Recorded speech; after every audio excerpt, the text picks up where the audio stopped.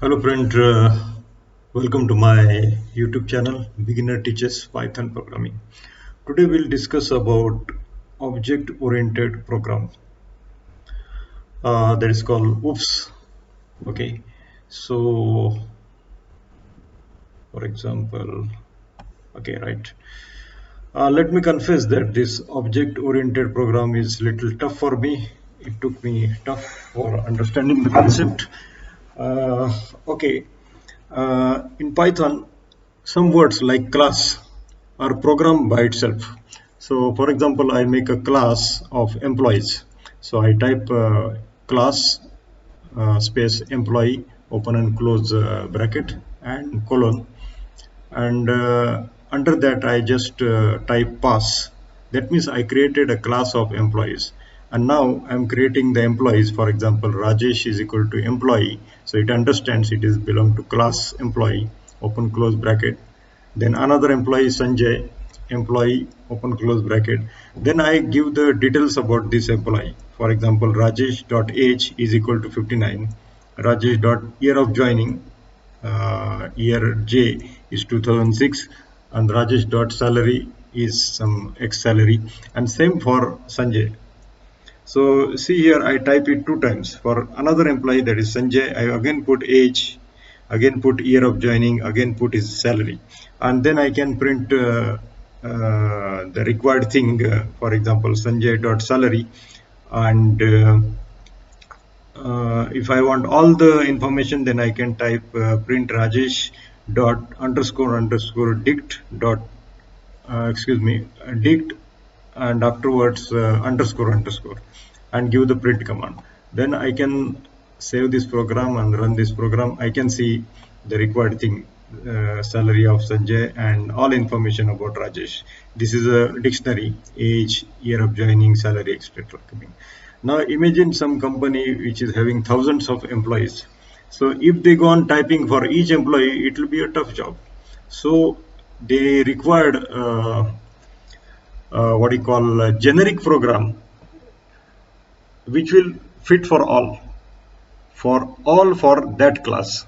So my interpretation, still I'm learning on that one, and I'm checking a lot of YouTube videos on that one and try to understand the concept. uh, Let me confess that it is a tough thing to understand initially. So I interpret it as you are making like a shirt, one shirt which fits all, and then you are giving it for different cases. So just I'm trying to imagine how it will be. For example, imagine a car. There are different companies. For example, I'm considering Honda, then Tata, then Maruti, and if I want to make the cases for different cars, I'll have to type program for different cars. So why not to make like one fits all? So they made a class like a car. Okay, so this is the what you call essence of OOPS, object oriented program system. So car, a class is created as a car, and it's like one fits all. They created a class and then defined as def underscore underscore init underscore underscore in the bracket self, then the information about the car, the name of model, year of manufacture, color, price, CC, whatever you can, and close the bracket and then colon, and under that written self dot name is equal to name, self dot year of manufacture is equal to year of manufacture, self dot color is equal to color, self dot price is equal to price, and more information whatever required.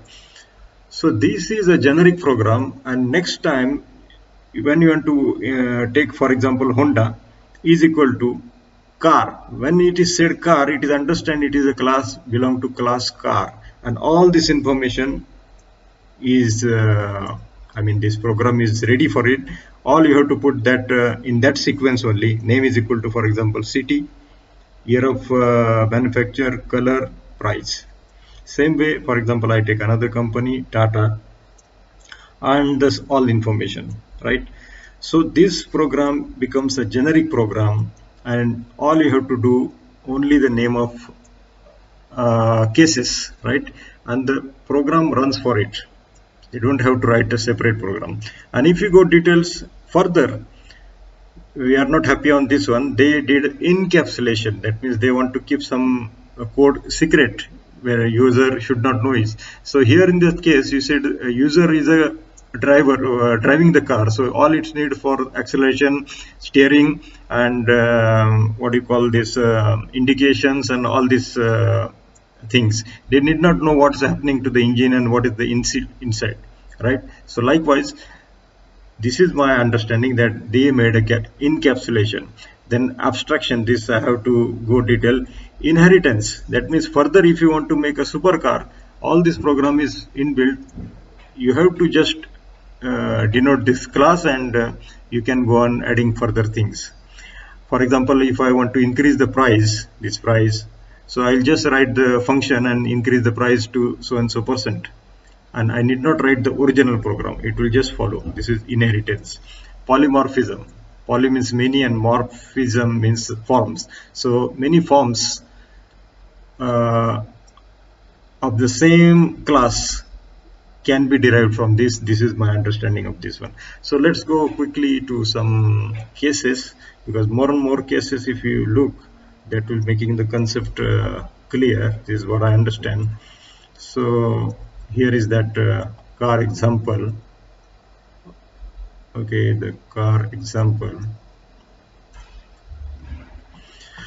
So class car def underscore init underscore self, and then what are the information, right? Then self dot that information is equal to, for example, name is equal to name, year of manufacture, color, price, so and so. And here I'll go for print Maruti, year of manufacture, Tata, price, and Honda complete information. For that I'll make Honda dot underscore dix underscore, and I'll run this program to see what's happening. And you see, I got the year of manufacture, I got the price, and I got the complete dictionary for the program. So more and more cases need to see in this to make this concept more in detail. And I think this is enough for intro of OOPS, and I will go and hit my head to understand more and more.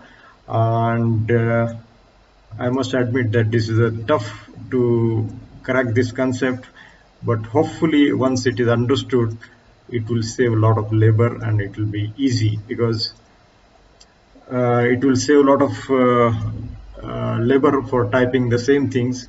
And once we understand how to create class, just we can go on improvisation of that. And I believe this is enough for this one. So with that one, thank you very much for watching. Thank you.